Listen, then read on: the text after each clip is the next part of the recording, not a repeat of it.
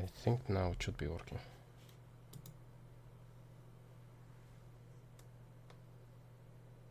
Nope, still not working. I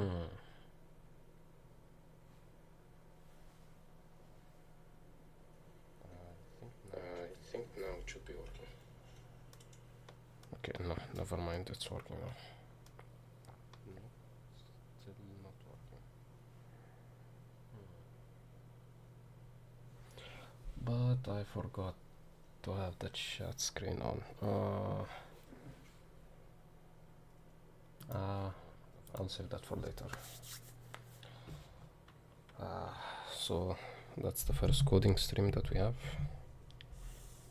Maybe I should talk a bit about my background. So I'm CS student, already finished with Java, but we didn't have any practical experience. No, that's actually overlapping. So what I will do is I'll try to build as many projects as I can, but the thing is I haven't even, outside of the basics of Java, I didn't think I really built anything. Even a simple CRUD application, I'm not sure how to build one yet. How to build a simple CRUD Java application. Well, I did follow a tutorial, but that got to nowhere basically. So I think I have a general overview, but being stuck in the tutorial for so long and then taking a break for a month, I forgot everything basically. So we set up the environment. I actually have it ready here, and I also have a bit of a background. I dabbled a bit with the Spring Boot, but I would say that's about it. Create a database table. Actually, let me try to do everything from memory to see how else I should be working. So I think the first thing that was ever done is creating service actually no, 3 packages first. Was it 3 packages? I'll do 3 packages and I'll check later. We have the service layer, we have the control, no, it was in Java. We have the control, we have service, control, and the end was repository.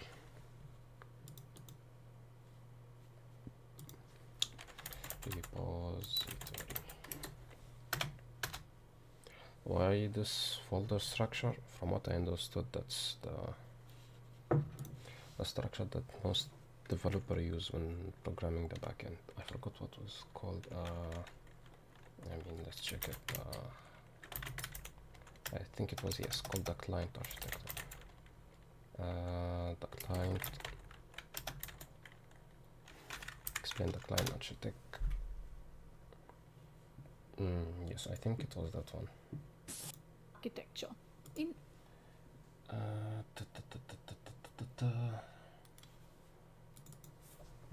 not for DBMS. No, we need it for this backend.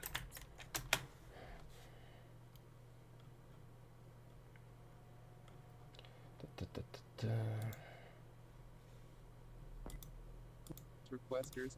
Actually, let me search for the guy that I basically learned from him, and I want to revise what we actually did there. Which video it was? I think it was that one. What's gonna dependencies? I think I watched all of this, but I just don't remember how did he start with everything. But actually, even before that, we need to run our projects first, because I think I ran into an error because I forgot to comment my database connection, because I still haven't connected to the database yet. Tomcat, Apache, I think it was 8080. Yep. Check it here. HTTP. Oh no, it was called localhost 88, yes. Okay, so now it's connected, so everything should be working fine. I was already used. I'll see that later. So yes, Trust control, that was for him to check. Yeah, this is the layer. We have API layer, which I think was called the controller layer, I think. At the surface layer, that access layer.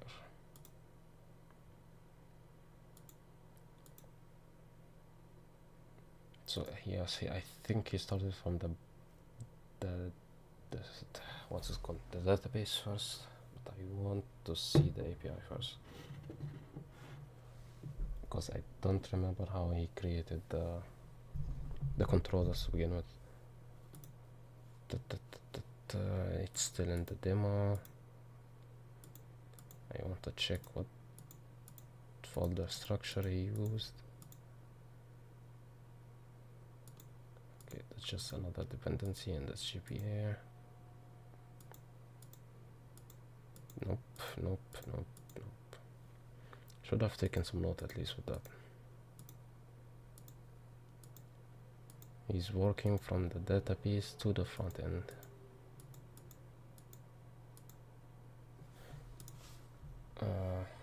Might as well just ask ChatGPT for that.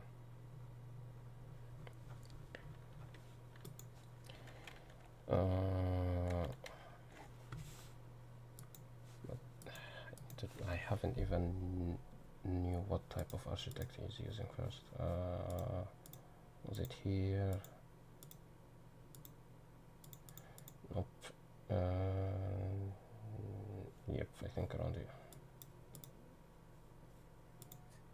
Implement the browser based off everything in this diagram. API layer, service layer, and data access layer. And then let's ask ChatGPT, how do we create the API layer?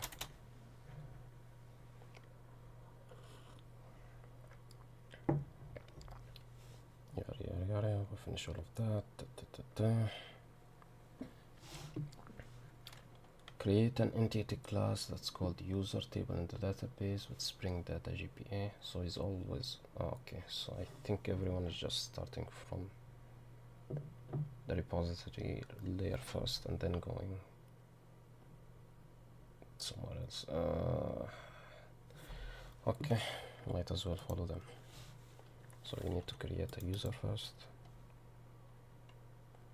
Wait, was it in a folder or in a file? Create an entity class. Okay, it's just class. Okay, let's call it user.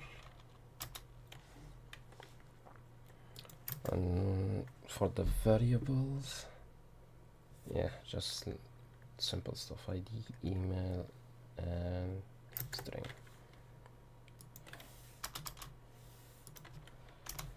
So I have private int ID and private string username and private string email, I think. Yes. So I think that's the variable. I forgot how to use Lombok also, just to do the setters and getters, but I will just skip that part for now.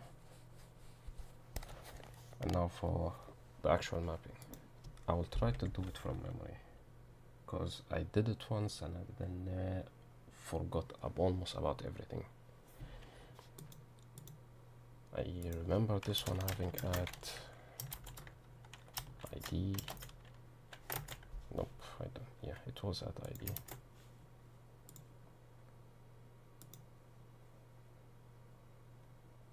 I don't think I have added that dependency yet. I think I have commented it, that's why. Yep. I think now it should be working. Let me retype it again. Maybe it will work. Add ID. Nope. Yeah, I forgot about that part, the properties. But I haven't created a database yet.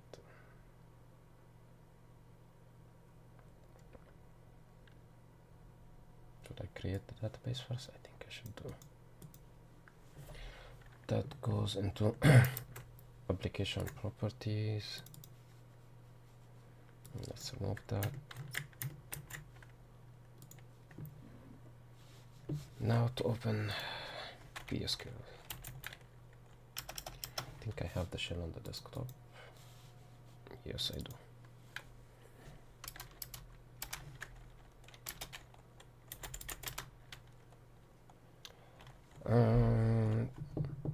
Should we create a specific database for this one? Might as well.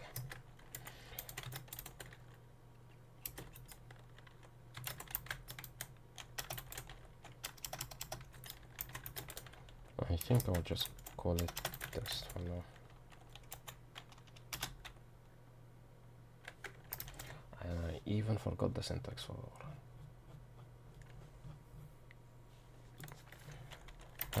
to create database in Postgres.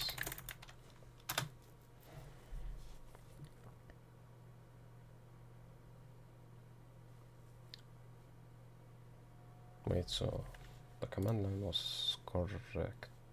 Where was the mistake here? We have create, and then we have database, and then we have. Okay. So we already have a database that's called test. Okay, that's fine. Let's call it test2 then. Database created. Okay. Yes, /l to get all the database, not this one. So I have test1, you have user DB, you have student, Postgres. Yeah, I remember these two were for the security and the student project. I think, yeah, these were from the tutorials that I just followed. And then I forgot everything related to them. Anyway, there's more? I don't think so, yes. Now to the connect, yes, with the C. /c test2.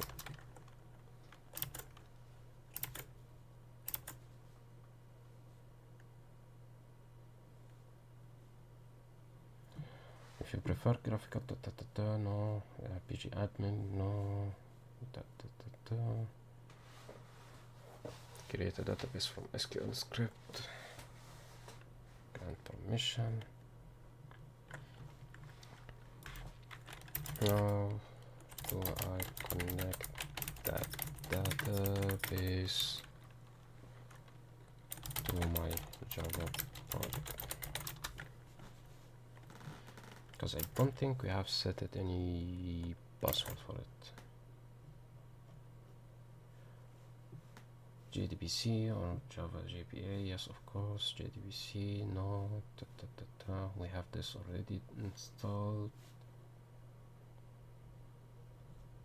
And no, we don't want it as a JDBC.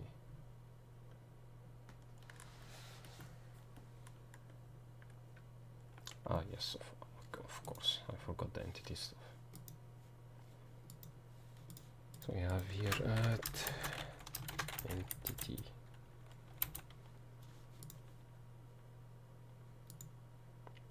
Still an error.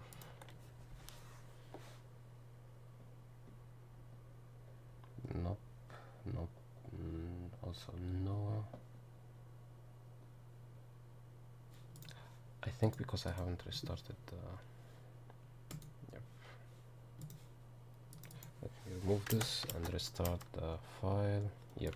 It's because I didn't restart the file. I always do it. Good thing I remembered it this time. So now it should be working again.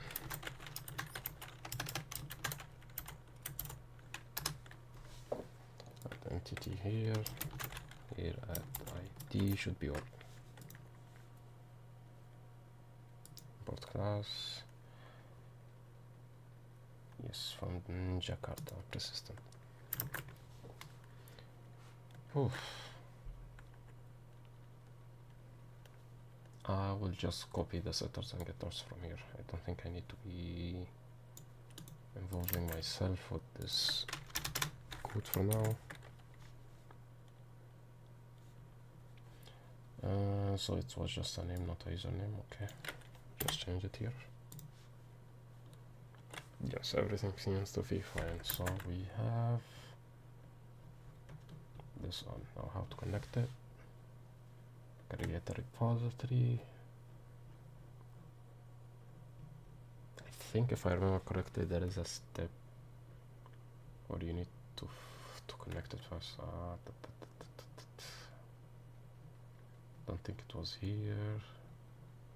We just hovered over it a second ago. Yes, this one. The configuration of the file.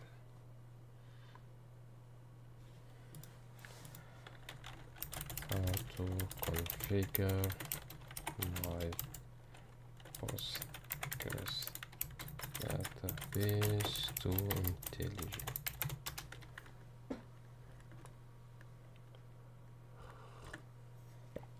The installment I think is already complete. The dependency also. Add the data source. Localhost port. Yes, if I remember correctly, the port here is different. Yeah, 5434.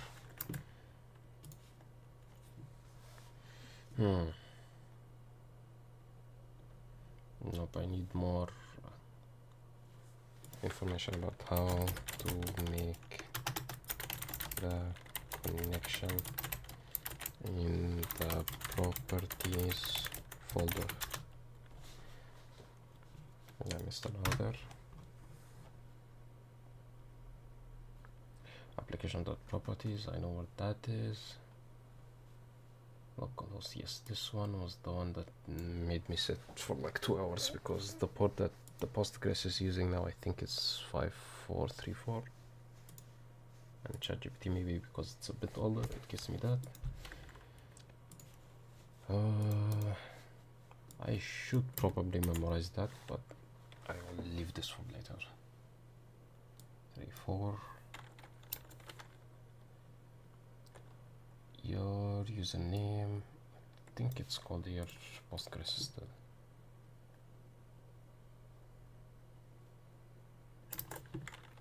Yes, it's still called Postgres. I think the password was still root. Maven AI assistant. Now how to test the connection if it's working or not. I think if I have the paid version there is an interface for it, but since I don't, there should be another way to test it. That's the URL. Yeah, I forgot to change the name. So here should be test2. Then I have the username, the password, driver, everything else should be the same. Unless I want to change something specific, but I don't think so. Now I need to check how is the connection, if the connection is still working or not. How to test if the connection to the database is working.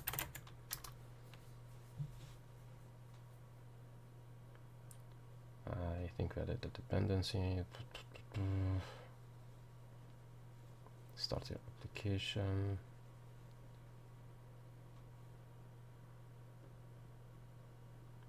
I don't think there was another way using an interface if I remember correctly. Maybe I can still find it in the video again.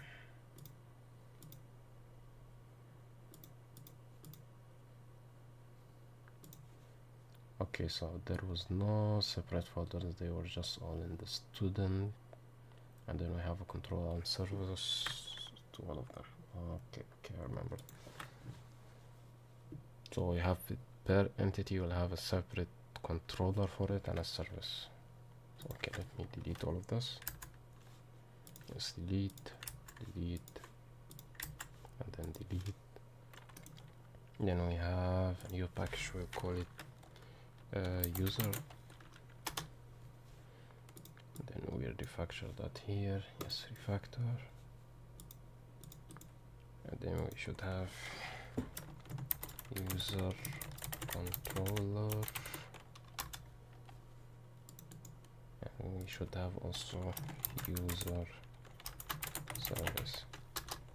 We will fill these later, but for now I just wanted to know what was the structure of all of those.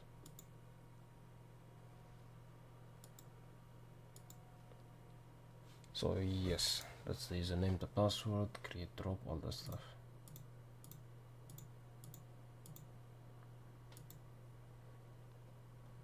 So how did he check here?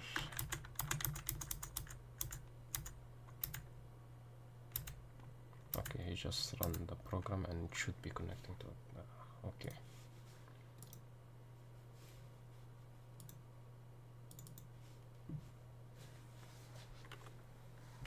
But I think I should also do some other changes to the file if I remember correctly. Depend on the okay, so he did the controller here. At request mapping, I think, and get mapping.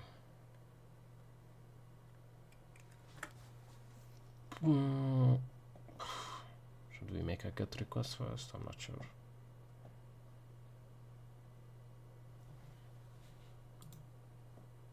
Is there any other way to test it without actually building something first, just to check if everything's still controlling, still working? Okay, fine. I guess we'll make a request first.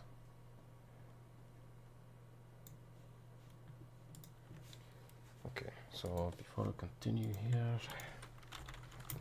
how to make a get request for user information.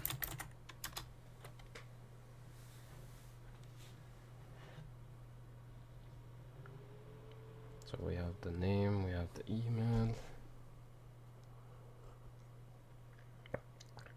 then there is the repository, there is the service, then we have the controller. So yes, my first question I remember was, why do we call it API? Why do we call it? And how do we name our path? That was one of the first questions I ever had, and I still couldn't find the answer for it that time. The naming of the path is a RESTful API, such as API user is based on a set of conventions and best practices to make your API intuitive, easy to understand, and consistent. So it has to do with the RESTful APIs. Okay. Don't think I searched RESTful APIs long enough. RESTful API. Should I ask just ChatGPT about what is RESTful API to begin with? I am familiar with the terminology itself, but I don't think I fully grasp what it means outside of being an API and how different it is from the other APIs. I'm not sure. Actually, I need to check that. What is RESTful API? Representational state transfer is an architectural style for designing network application. It relies on stateless communication. We don't need all of that. How does it work? REST is built on a set of principles that make the web service scalable, simple, and stateless. The key are client-server architecture. Yes, okay, now I remember the name of the architecture. It's called client service. So there is a client and there is a service. Stateless, each request is separate. Yeah, I do understand stateless. Somehow that's still the thing that I'm currently having in mind also. Each request from a client to the server must contain all necessary information to understand the process of the request. Server does not store any session state between requests. Okay, fair enough. So that's why it's called stateless. Now, catchability. Responses from the server can be explicitly marked as catchable for non-catchable to improve performance. I'm not sure about the catchable part. I will search it, but I need to finish reading first. Uniform interface, a key feature. Uniform interface, meaning all interaction between client and the server through a standard consistent interface, allows different clients to interact with the server, usually HTTP methods. Okay. Layered system.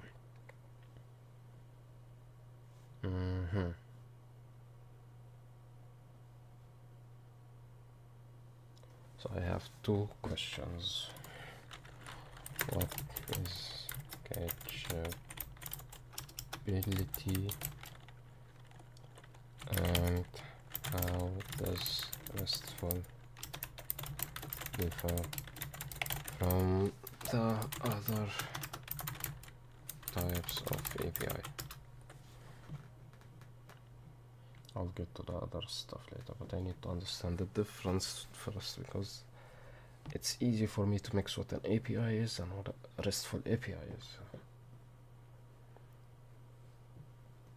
Catchability is a key. I will call it catchability for now. It's a key concept in REST that allows the responses from a server to be explicitly marked as catchable. This is important for improving performance and efficiency. When a response is catchable, it means that the data in the response can be stored, cached, okay, by the client or by intermediate system.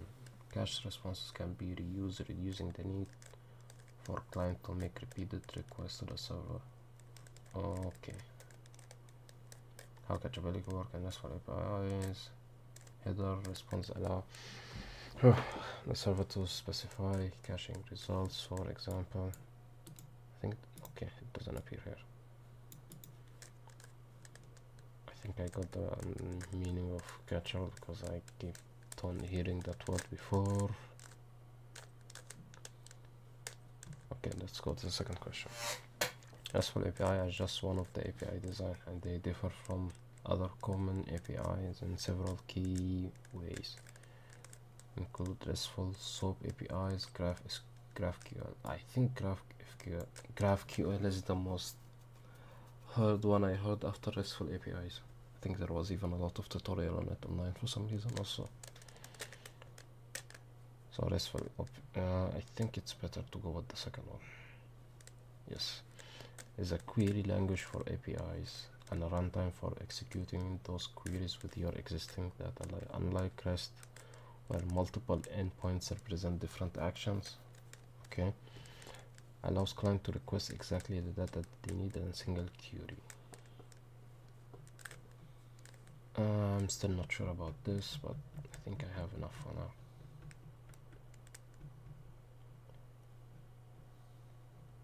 So we finished this part. Now resources. Resources are the key objects in RESTful API. I think yes, because I also searched what that resource mean. So it's basically the class that we just made, the user class. Oh. And I forgot to even have my chat on for some reason. Give me a second.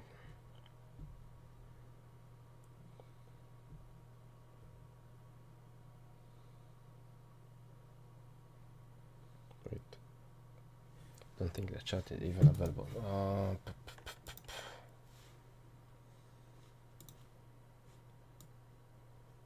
Nope. Let's go to manage. I want to manage that one.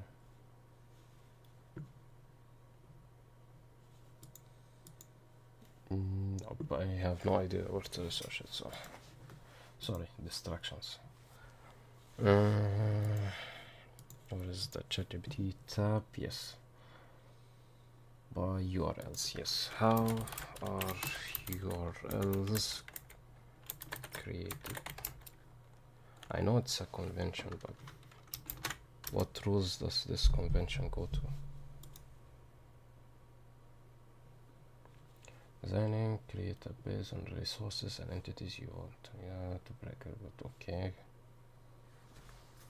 So we have slash users, okay, makes sense. Slash products, orders, and get user. And then if you want a specific user, it would be the ID, okay. But why the API first?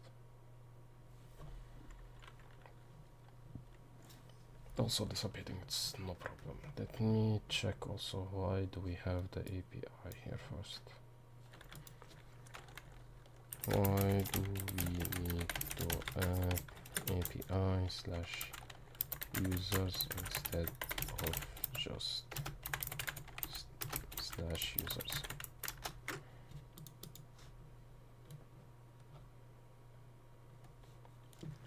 Adding a prefix like API is the best practice that offers several important benefits, which are clear separation between API and web pages, separation of console. By using API as a prefix, you're clearly distinguishing API routes from web page route or static sources. This helps developers.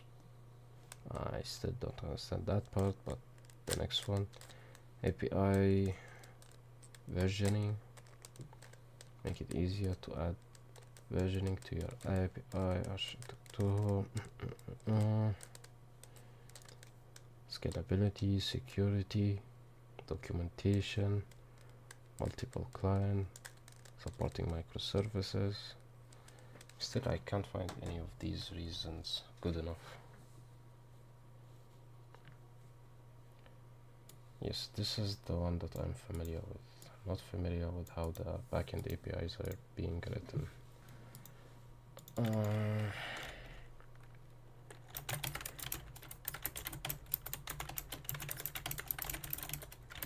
Backend.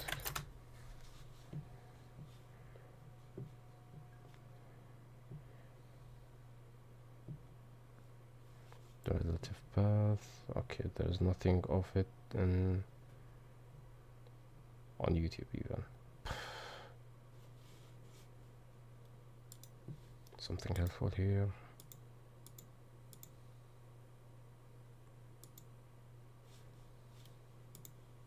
Nope.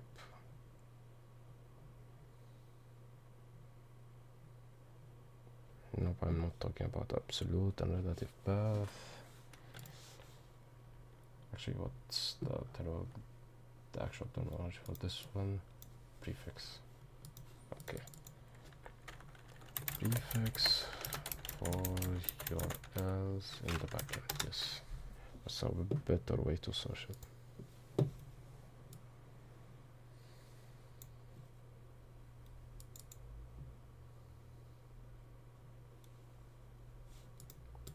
Okay, not sure what that is. What happens when you type a URL in the browser and press enter? For example, if you type a path in the browser like www.cloud.com. Don't think that's what we want. No. www.cloud.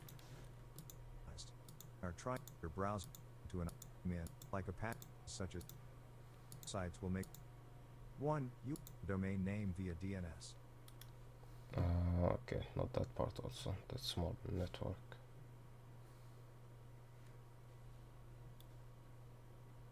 Encode and decode, no, also.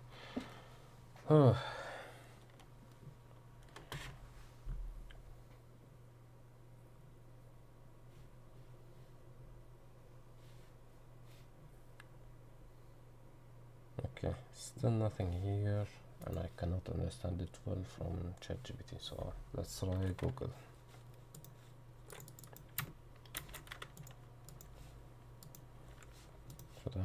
Yeah, I should also refresh this page.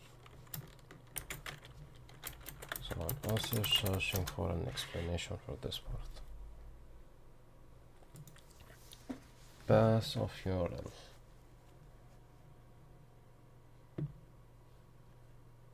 The skin, this is the subdomain.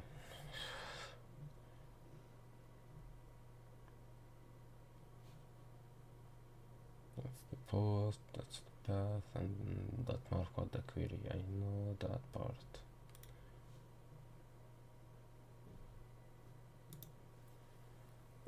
I'm currently searching for a way to make URL fetch from the background as an Angular for internal URL, which can be used with router.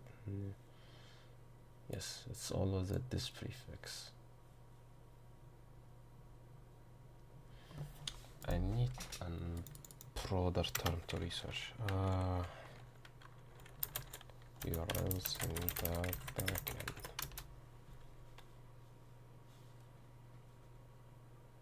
Nope.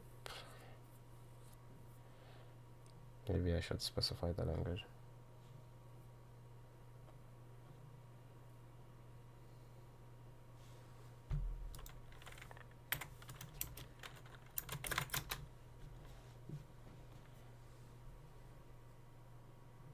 I'm not sure what multi-threading even is.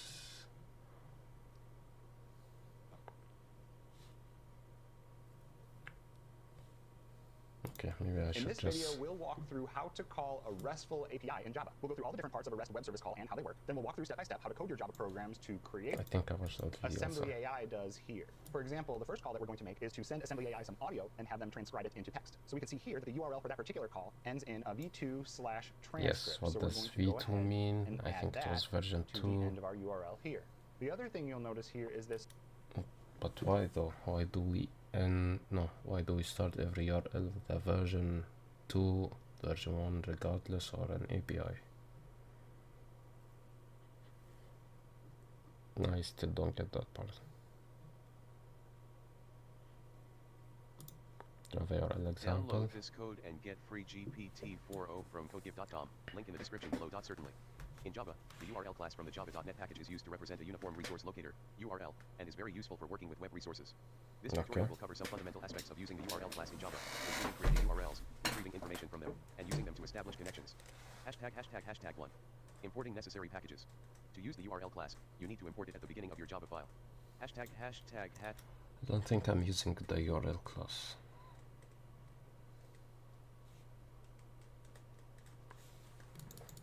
Okay. How to make a URL for my backend.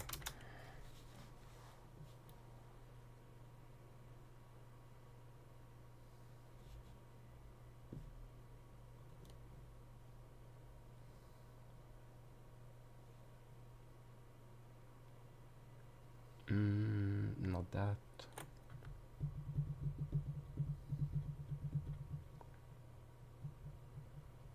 I think I'm searching the wrong place, or there is nothing here that talks about that part. Because I read all the reasons here, but still they don't make much sense for me.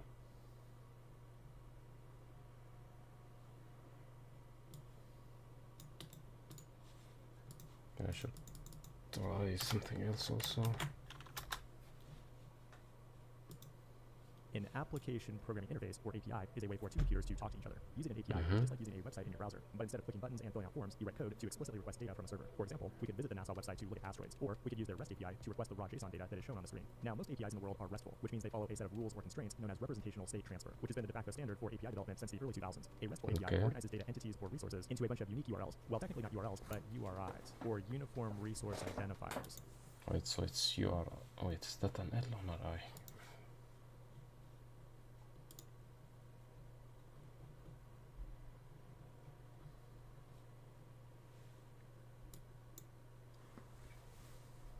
Okay, no, it was URL, so I wasn't bugging. That differentiate different types of data resources on a server. A client can get data about a resource. Yes, even here is the version 2 thing. Resources on a server.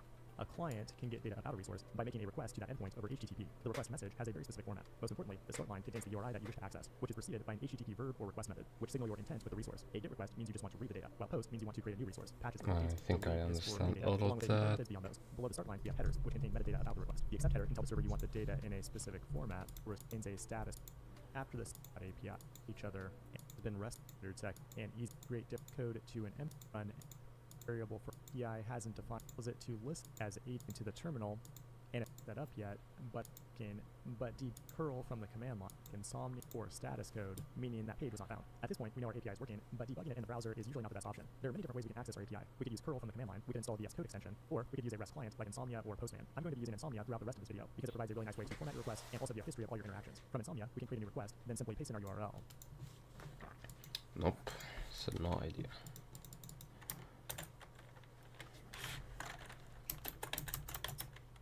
Mission.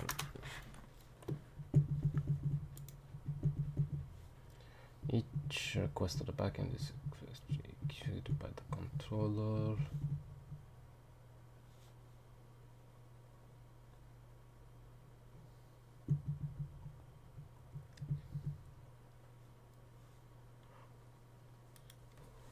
I think we are searching specifically for the prefix.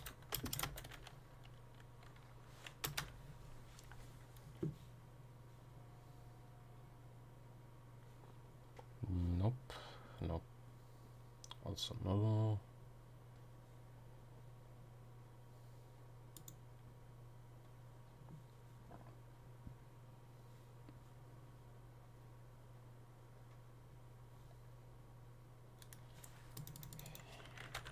Why do we add API to our URL in the backend?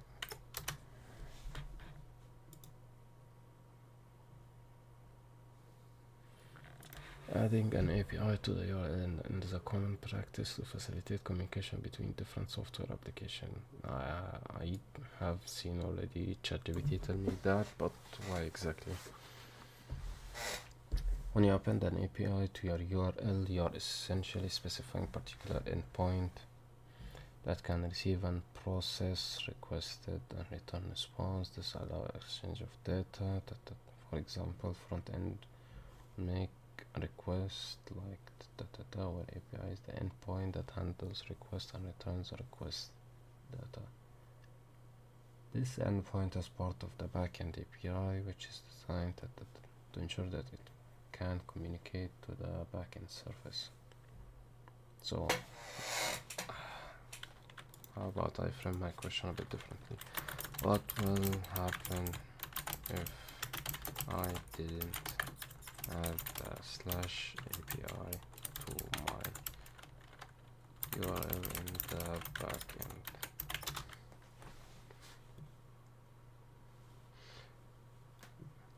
Several potential issues, challenges, confusion between API endpoints and web browser. If you don't use it, it becomes unclear whether the URL corresponds to a web page or an API endpoint. Example, consider /user. Does it point to a web page displaying a list of users, or is it an API endpoint that returns data usage? Difficulty in having both static web pages. Risky, lack of documentation. Scaling and adding new feature. Imagine you are a backend that handles both an API and a website, and your URL structure looks like this. Without API /user, does this URL return a list of users in JSON, or render an HTML page with list of users in the page? I think you need to clarify the example more. Clarify the example in more details.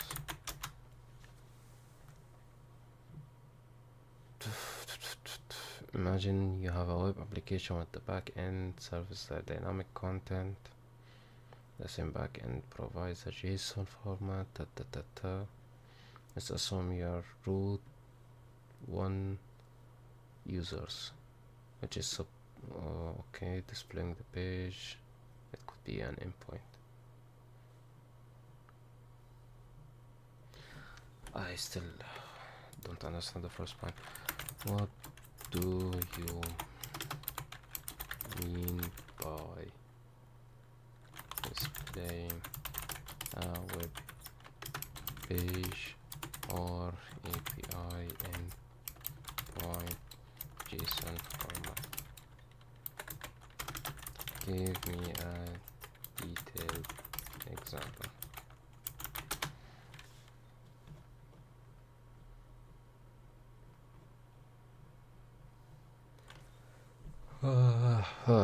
Displaying a web page versus API endpoint returning in a detail. When building a web application, there are two main ways you might serve data to the user or to an external client. Displaying a web page HTML, that is typically the traditional web application. So this is the main page basically to the user to render as a page. API endpoint, JSON or XML, that is the API sends raw data. So this is the shown data and this is the raw data. Imagine you are building a user management system. You want to retrieve the list of users. You notice on displaying a web page, returning the data from the API in JSON format. Okay, let me check if I understood that correctly or not. So what you mean is that there's two bridges that has been built for our data to transfer. One from the backend, in this case Java, to the front end JavaScript, and the other bridge will be from JavaScript to HTML.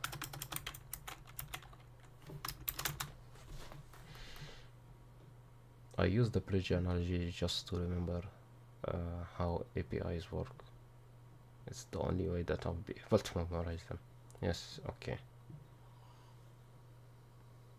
Okay, so we add API because we are specifying it. It's not the first bridge, it's the second bridge. Actually, let me just use a paint to help me a bit to visualize it. Let me put this a bit. So in this case, if we have, that's the web page, that's it in HTML, and then we have here the backend in Java, and then we have here the middleman, our JavaScript. So from here to here, you add the slash API slash user. But from here to here, you just add slash user. Okay, makes enough sense now. Now, what was the original question to begin with? Yes, now since we know when to use API and when not to use API, let's continue with our controller again. So the next question will be how to make a controller class for the users that I forgot the different, was it post?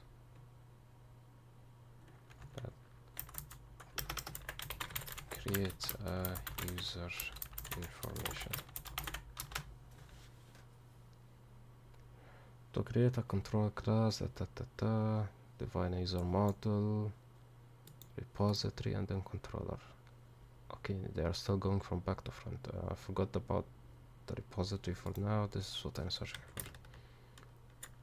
So to create a controller, yes, we do need to specify it's a REST controller, and then request mapping from this URL, and then auto wired for the injection, and then the request. But before we get to the request itself, the post request here, I need to check what is request mapping again. Does this line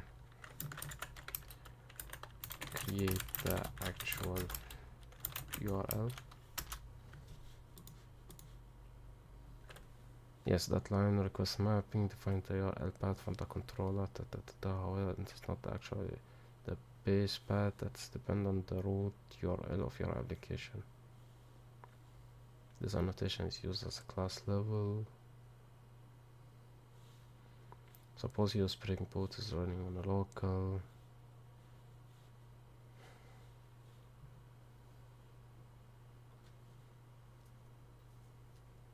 No, I still not get it. Actually, explain how at. Okay, just remove this and just paste it better without the URL.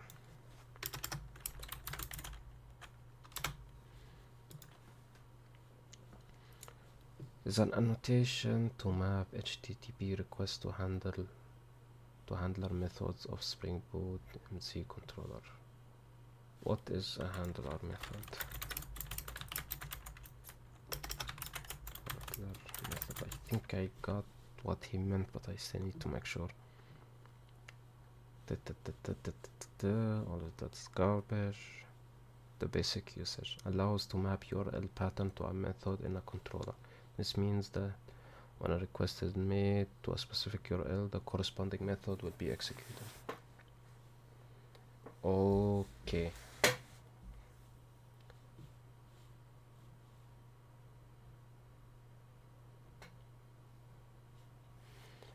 I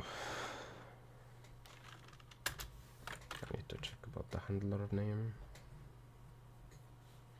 Context, the handler method is a method within a controller class that is responsible. Okay, so yes, it's just like I anticipated. But again, do we actually create the URL in that?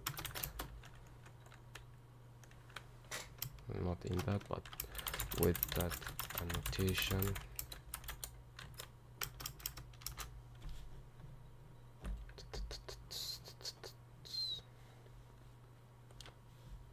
Does not directly create a URL in a sense of a web page address. Instead, it maps HTTP request to handler method in the controller. The URL is determined by how you configure mapping.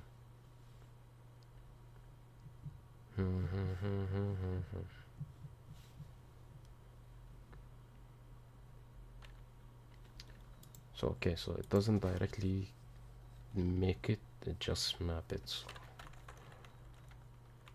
So how does the URL being created to begin with?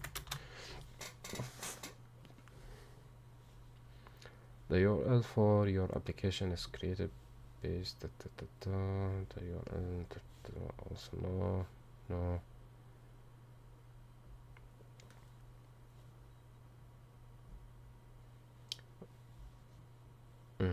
Also no. Still not the answer I'm looking for.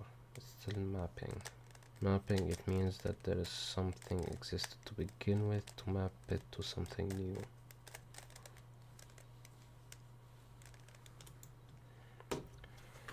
If we are mapping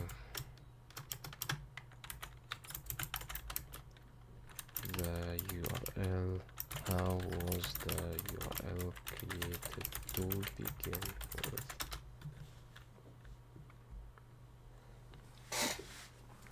Yes.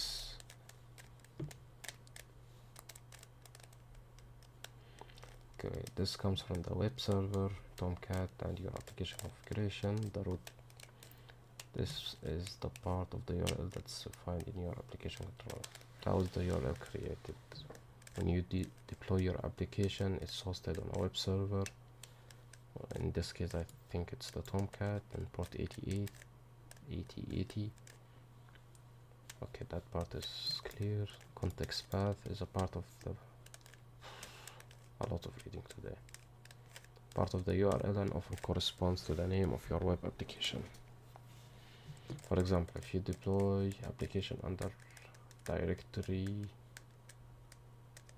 in the server, the base URL will be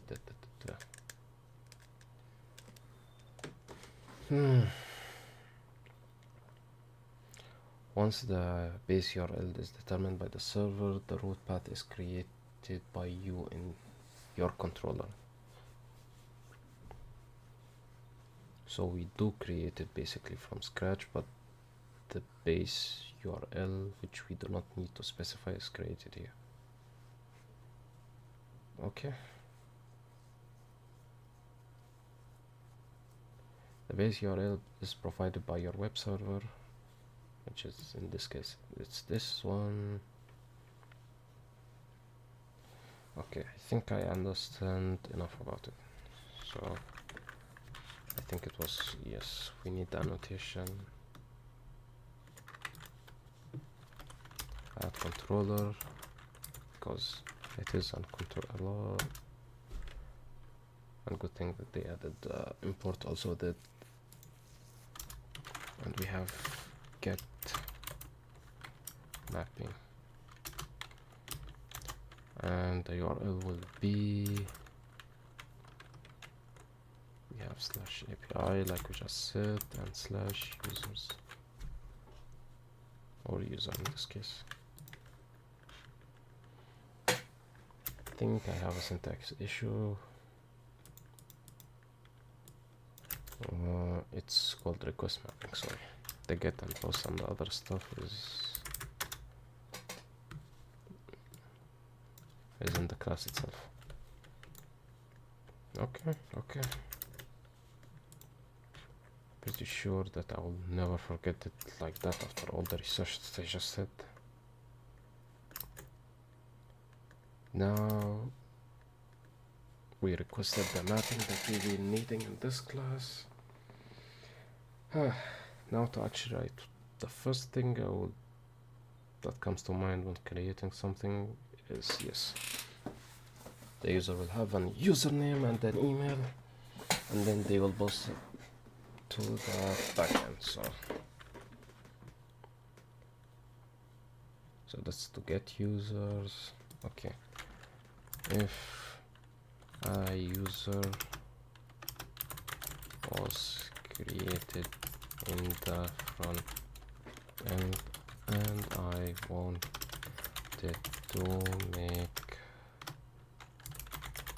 an API to fulfill that request.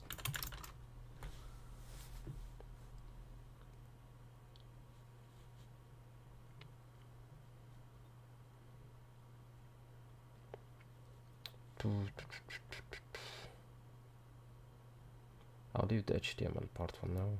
Let's just check.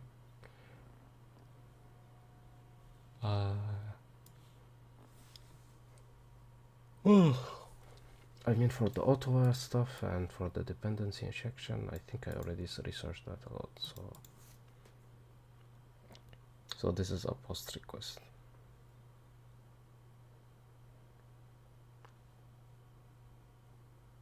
I need to remember what's the difference between no, actually create is easy, not even create. Post, actually I need to research what are the available Or actually, never mind. I think I need 2 ChatGPTs, not just one. Stay logged out. What are the most common requests to the backend API? So yes, we have GET request to get data. Post request is to create a new one. Yeah, that's the difference, because I always confuse between post and put. So okay, now we are creating, so it's a post request, so add post mapping. I don't think we should really specify the URL again, and then public. What should we call this?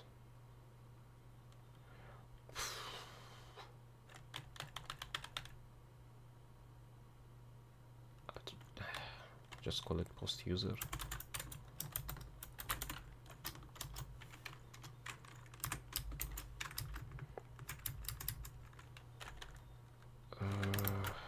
Okay, I think I'm forgetting something.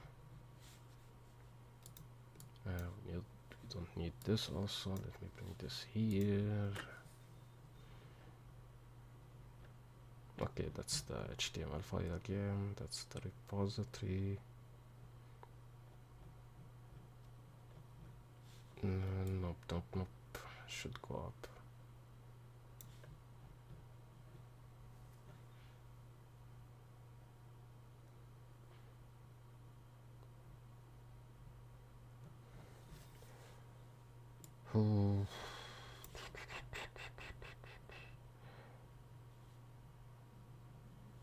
Okay, that's the entity. That's the auto. Yes, it was here. So we want to create a user, so the input will be a user and the output will be, and save it to repository. Okay, that's the service layer though. Okay, so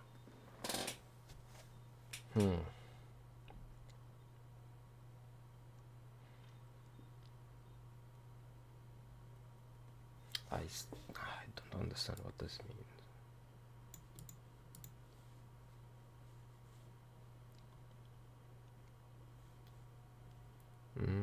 Too much stuff that I don't know, but let's start with this thing.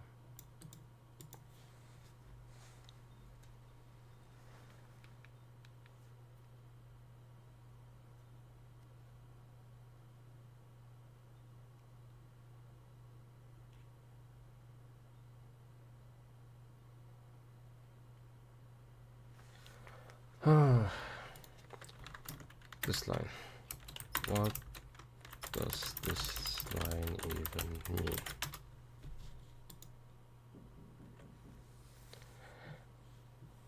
Yes, it's a request. I know that part, and it's RESTful and everything. Public, I already know. Okay, what's that? Return type. The method return type is repose entity user. Is a wrapper used in Spring that represent the entire HTTP response, including the body, the status code, and the header. The generic type is user. Okay, yeah, and now I remember the wrapper class. This brings back a lot of memory. I haven't studied that part really well. Barely passed it in the exam also. Okay, that's one topic we need to study. So I need to study more about the wrapper. I mean, we'll probably do that in a second right now. And generics, because I also forget about generics because I rarely use them. Okay, so good thing we have another ChatGPT.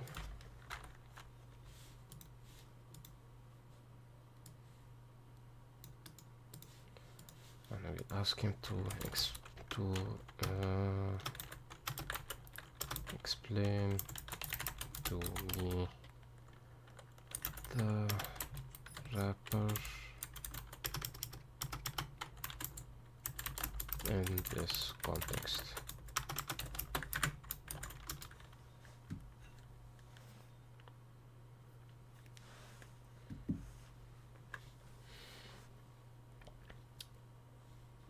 is a wrapper class that represents an HTTP response, including both body and metadata. When you use a type like that, it means the responsible will contain a user object, the body wrapped within a response entity. Wait, I haven't paid attention that it's even called response entity. Okay, never mind. Okay, so it's a built-in class in Spring Boot that it's used to represent the entire HTTP response. It's not only encapsulate the body of the response, but also allow you to set the HTTP status code, headers, and other metadata related to the response. Before I can continue, how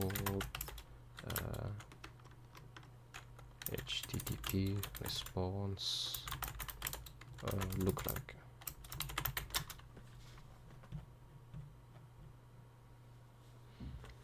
Set of server in response typically includes several key components. Like I only know about the headers because I was involved in the security part also, but that's about it. So we have HTTP, content type, application JSON, content length, cache control, no cache, date. So just metadata like it was said, and then we have the JSON object here. Okay, let's get back. Yeah, here. It gives you more control over how the response is constructed compared to just returning an object. Okay, is a generic class where T represents the type of the body. I'm really curious, how does the wrapper class actually was created and even works? So I'll probably also need to check that. Yes. How is the response entity class works? Also, what does it consist of and how it was created?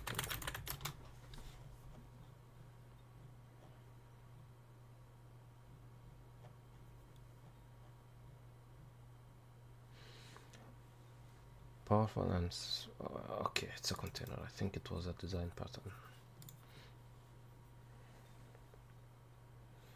Okay, it's used to represent an HTTP response.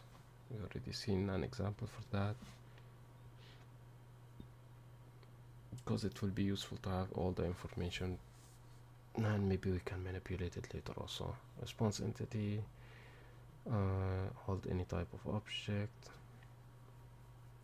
Yeah, because it has the generics, so it can take literally anything in it. Here's a breakdown. Status code. Yeah, the 404, the famous meme. Then we have the header, and then we have the body. Okay, I already have seen enough of these while working with the JWT, which is already a part that I also forgot.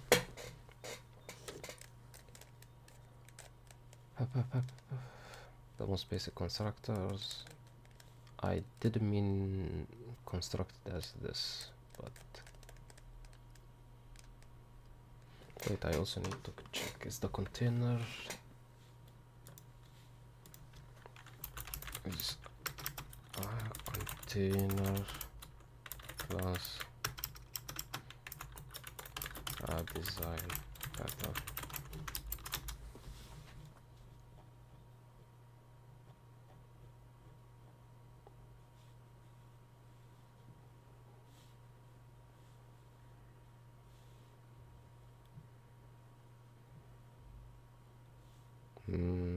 Okay.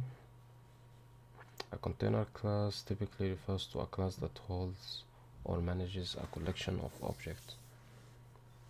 It acts as a holder for other objects, often provide functionality in storing and retrieving.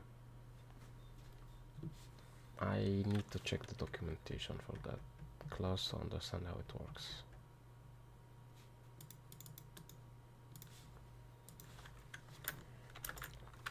Spring Boot documentation.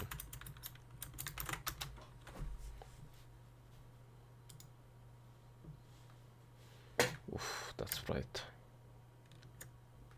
Okay, so that's how the class actually looks like. Public class, response entity, extends HTTP entity. Extension that adds the HTTP status code, use in template as well as controller method. Okay, in REST template, this class is returned by go for entity and exchange.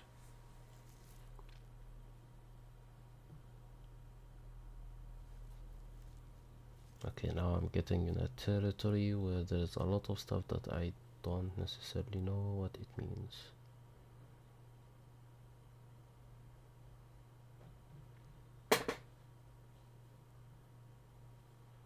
Okay, this is the usage. This is also the usage, not necessarily the class itself. And these are all the methods.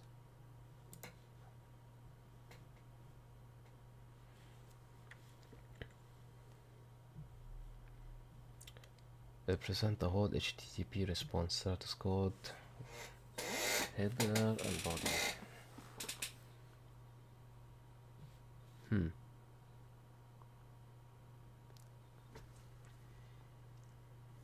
I need to also do a visual representation for that.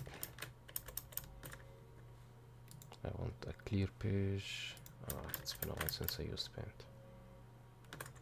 So let me get this straight.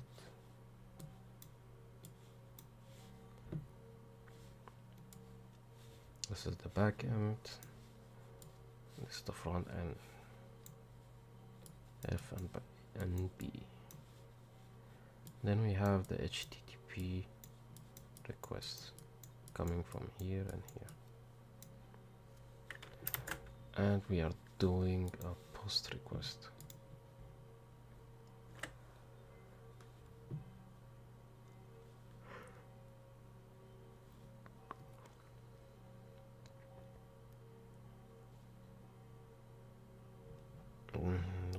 Wait.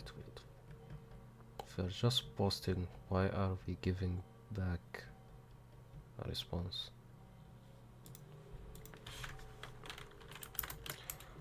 When we are doing a post request, why do we need to have a response which is basically the output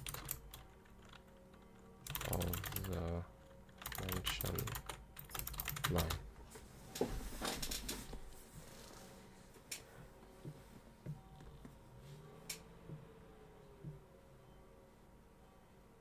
Yes, because it should be void, right? Because there is no need to return a response to begin with.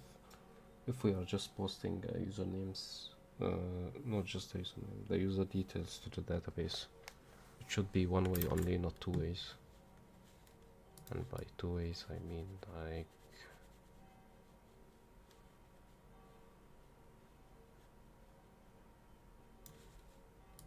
it's just like that. If we have a username and a password, and it will be just sent from here to here and then to the database. There is no need to have a response also with it. Why are we having this here?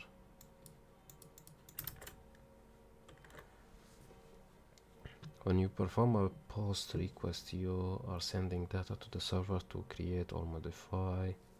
Okay. Main goal of a post request is to submit data, but the server needs to communicate back with the client for a few important reasons. Confirmation of success. After creating a user The server needs to acknowledge the client's request. The server responds with a status code that tells the client whether the request was successful or not.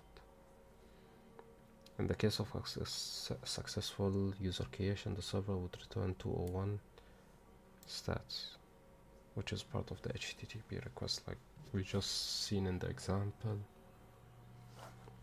Okay, valid answer. We need to tell the user that the information was successfully saved. Return the created source or part of it. When creating a source like a user, it's often useful for the server to send back the created object or some details of it in the response. By sending the created resource, the client gets information that the user was created and now use the unique ID assigned by the server. Okay, this step doesn't make any sense. Why would he need any information? Unless he requested specifically. In this case, he will not use the post request. If something goes wrong on the server, the response will include an error message. Okay, I understand while responding with the status code is important, but we are not just responding with the status code, but with the entire request to begin with. The entire HTTP, which contain of the status code, the body, and the header.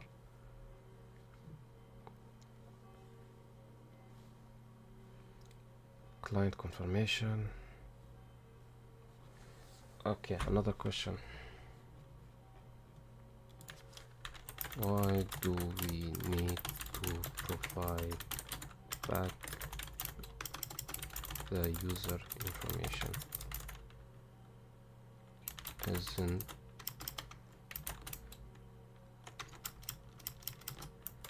Isn't it enough to just respond with the status code?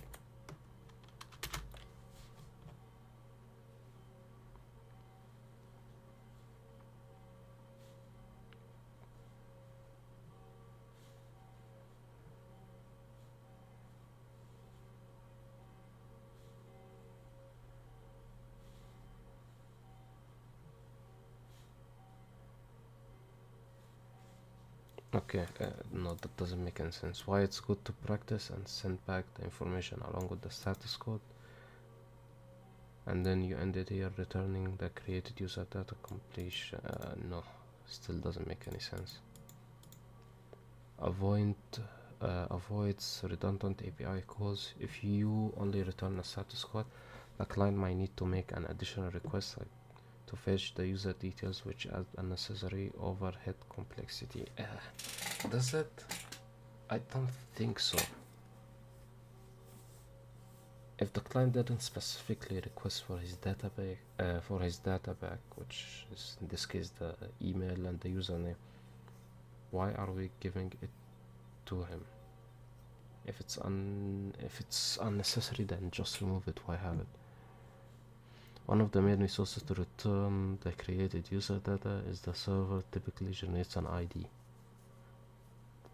the new source. This ID is crucial for subsequent operations on that user. If the ID is not included in the response... okay, so I think I get it. So we take the username and the email, and then the database will automatically generate the ID, and then we return the ID with the email and the username. So now we have 3, not just 1.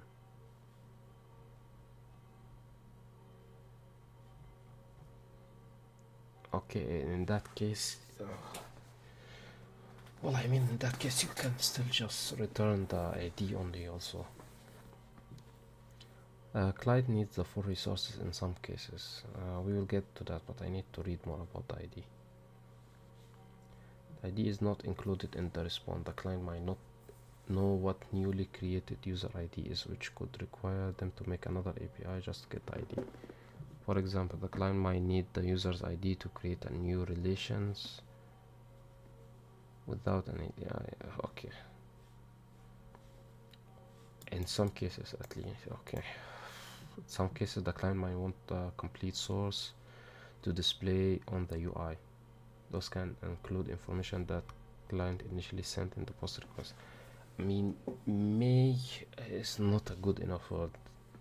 If you are the one responsible for the full stack, you know if the user would want to have the other information or not.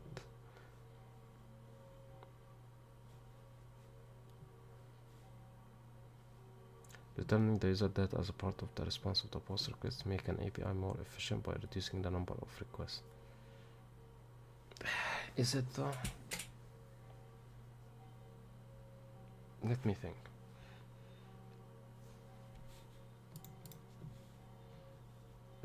I need a more detailed example, because a general one like this one will not do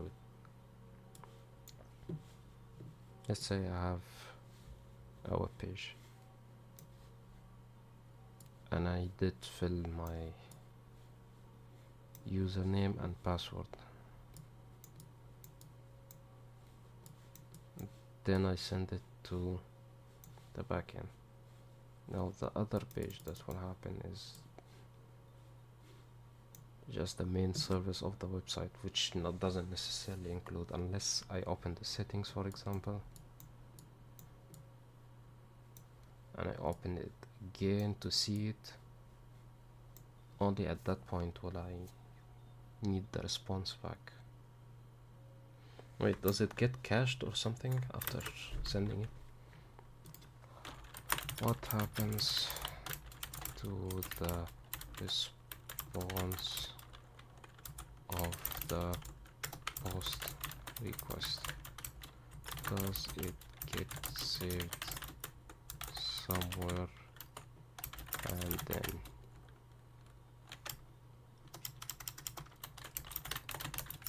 then used later?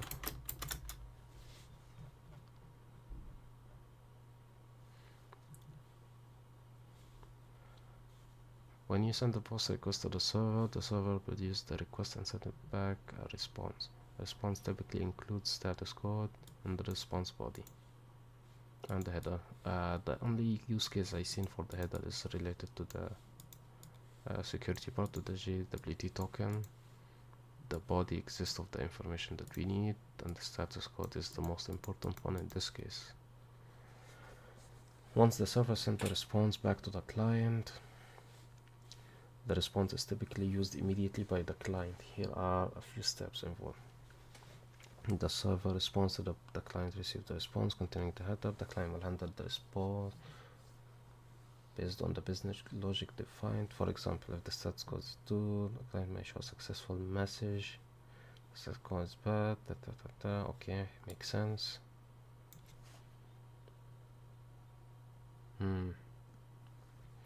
The client may store the response data temporarily in a variable or in the UI if needed. I need an example for that to understand it better. The response is typically not saved permanently on the client side unless the client decides to save it. In a web page, the response data might be stored in a front-end application, in a state variable, or Redux store in React app.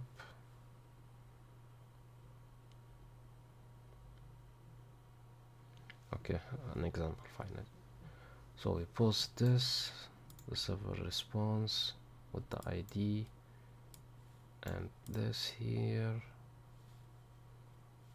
Client received the response, display a message, okay, by extracting the status here. Display the newly created user detail on the screen. Why would you do that? I don't remember logging into a page and then them showing me that my information is shown immediately afterwards. No, that doesn't happen.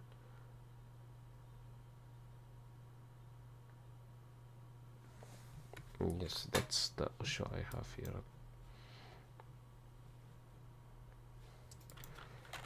In step 3, give me a real life example where the user information is saved.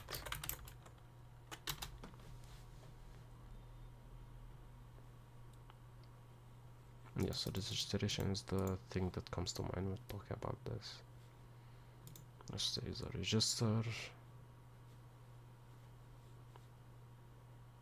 and then we fetch the data, we make a post request.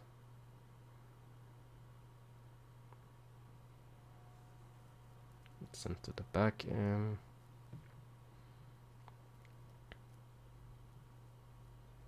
Saving the user. Okay, all of that good now for the back. Response back to that line. After saving the user in the database. Yes, this is the response.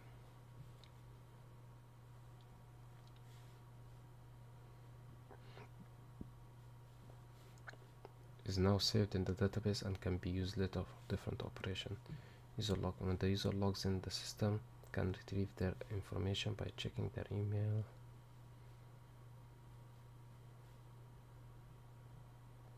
Okay, no, that's not the question I was asking. Why would a registration form need the response with the user information like email in the web page, since you said it's already saved in the database?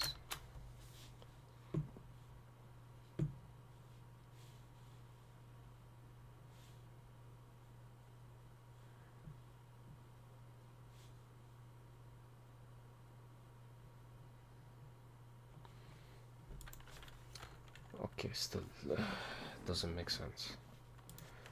If we want to show them that the message, that the post request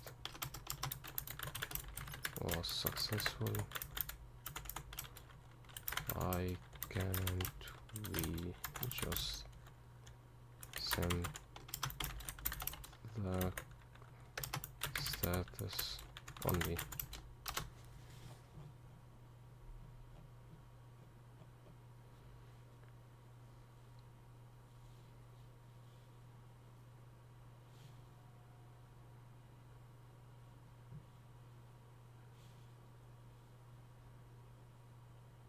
I mean, unless the user requests to see the data, why will we send it?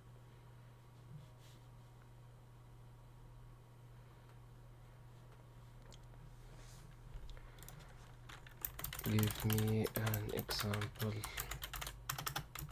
where this will make sense.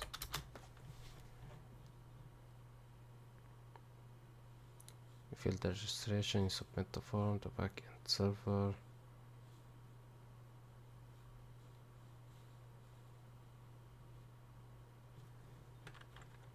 Okay, still. Usually in a registration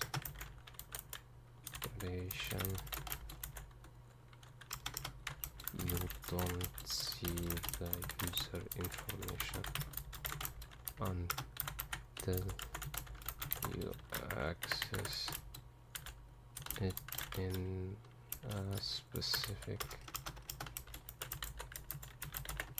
way, like viewing the settings. You don't immediately see the information.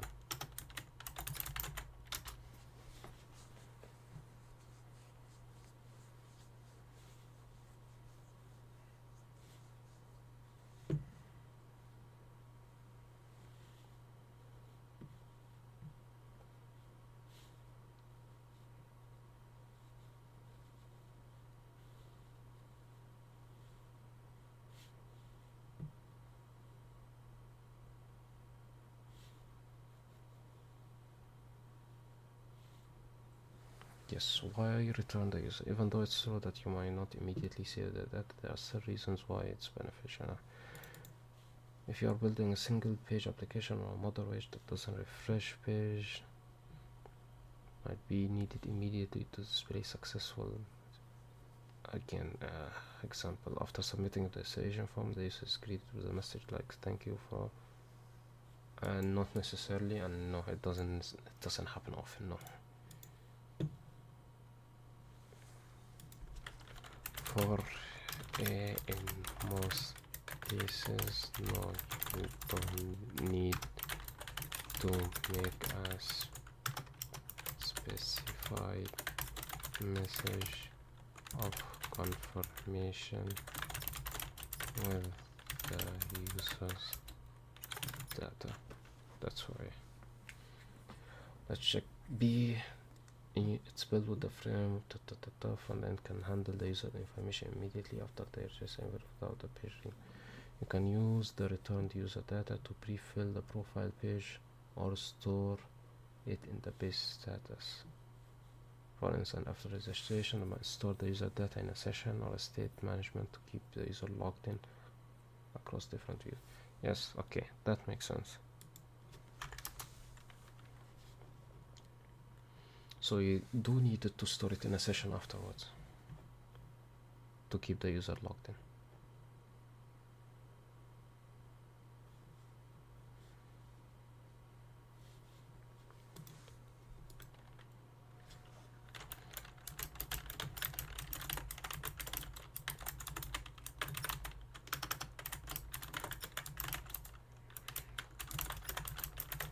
Give back a response is to store it in a session, keep the user logged in.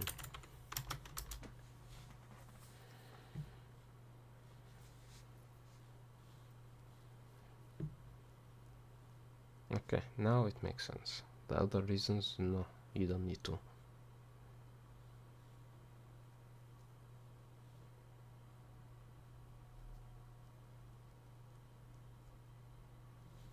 Yes, with JWT. Okay.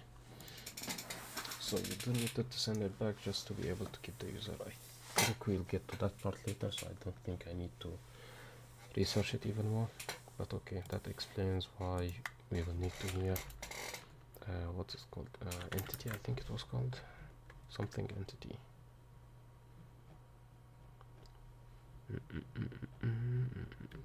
I have asked too many questions. The point that I'm not near the original question at all, because I don't even remember what was the first question. Yes, that's a lot of oof.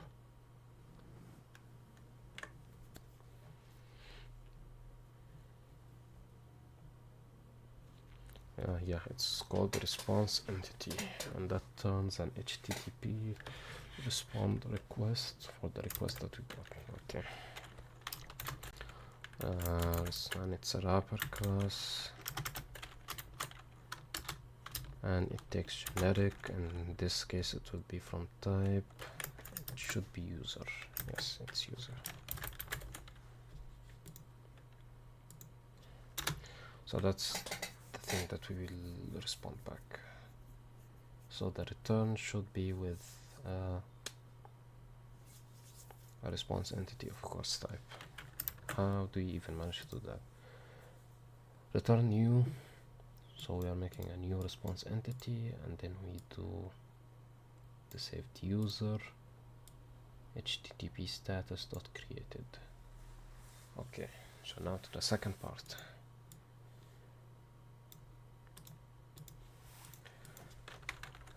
Now explain this to me.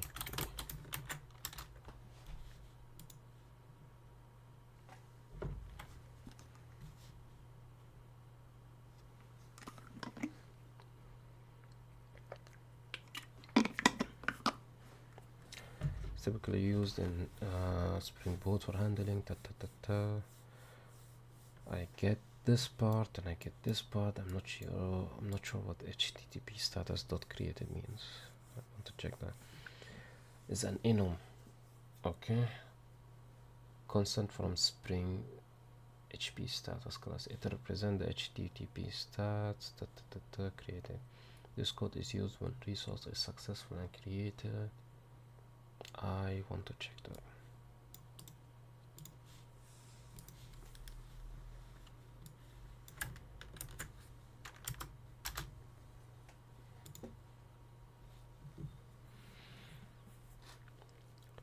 Public enum HTTP status extend enum HTTP status.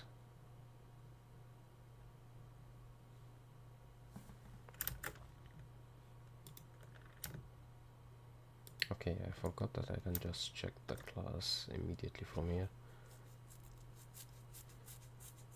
So it's a wrapper that extends from another wrapper class. Okay, I don't need that for now.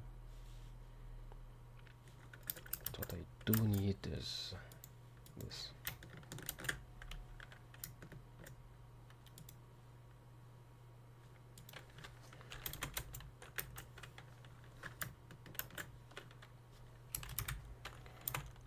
Return, import the class.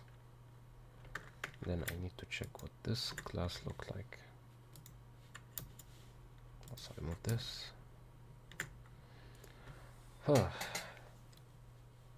So yes, it is an enum that implements HTTP status code. Public sealed interface HTTP extends from serializable permits. I'm not sure what permits is. That's the first time I hear or even see this word. Okay, there's too many stuff here. Okay, so we have serializable, we have permit, default HTTP status code, and HTTP status.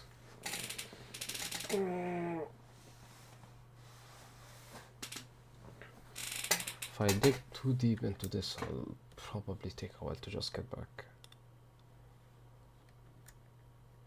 Public sealed. Okay, now there's two commands I'm facing for the first time: seals and permits. I don't want to get too deep into that, so I'll just write them here for now. Sealed and permits.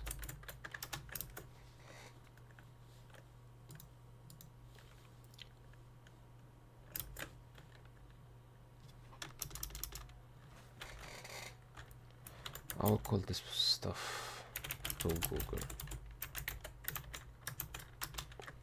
and let me just type this class HTTP status dot created. Whew.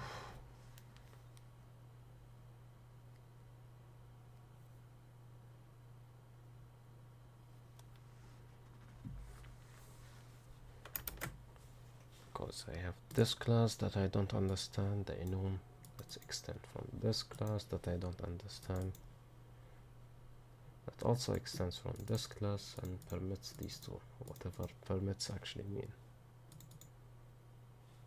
Okay, I think I have seen serializable before with the JWT security. The status code here and HTTP status, no, I don't think I did. I want to check how this entire thing was built from scratch so that I can actually use it better. This approach, the issue that it makes studying this whole thing takes longer, but I see it as a good basis to move forward. So I think that's what we will do next time. I'll need to research that more so that I'm able to move with a stronger base than usual, because the entire architect for Spring Boot, which is the controller, the service and the other stuff, is relatively easy to understand. But what I will struggle with forward is making more complex stuff, so better from now to understand how everything is built from the ground up than just going surface level. So I think for the next time I will dive deep into the HTTP status more, so that I can actually use the controller more efficiently, to my understanding, because I see a lot of different values here. I'm not sure what all of these are. We have continuing, switching protocols, processing, early hints. I'm not sure what deprecated even means. Oof. And then we have the most common stuff, which are the methods. The stuff above, no, I'm not sure. I have the constructor here, more methods, actually even more enums. I will go through each one of them. I'll probably take a while, but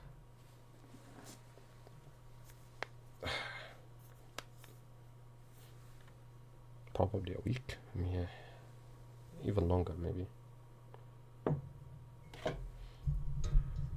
I'm not sure. I'll think about it off stream later, whether I should actually dive deep into that or not, because it will take too long, but it will make a solid understanding of everything. I mean, depends which is more worth it and what's your objective from studying this to begin with. But I think I need also to read the documentation about this. But I don't think anyone on YouTube even will explain how the class work from the ground up as 0. Actually, let's check. It was called HTTP status enum in Java.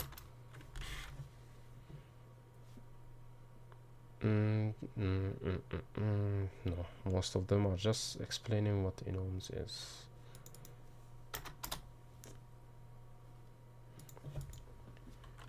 How if we just type class? Okay, no, there's one here. Hey guys, welcome back to another video. Return a particular video object. In that case, we are still going to return a list, but that list is going to run the videos, and I don't can check if.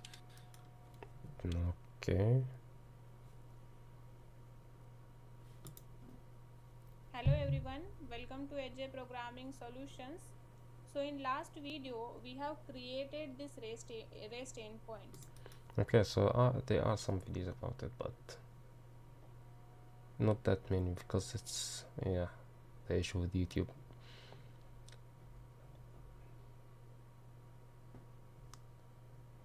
Not everyone will talk about very deep subjects, about very deep specific things in the programming language, so might as well just study it with myself. But it will mean a lot of work, because I have to go through each one of these things. But that should be it for today. My throat is already in pain from just 1 hour and 95 minutes. I think it will be good for just the first day. That should be enough. The goal will probably be to get to 4 hours. That will take, like last time, probably a week till my throat gets used to it. I think I'll end the stream right here. And I need to check why my mic wasn't working also today for some reason.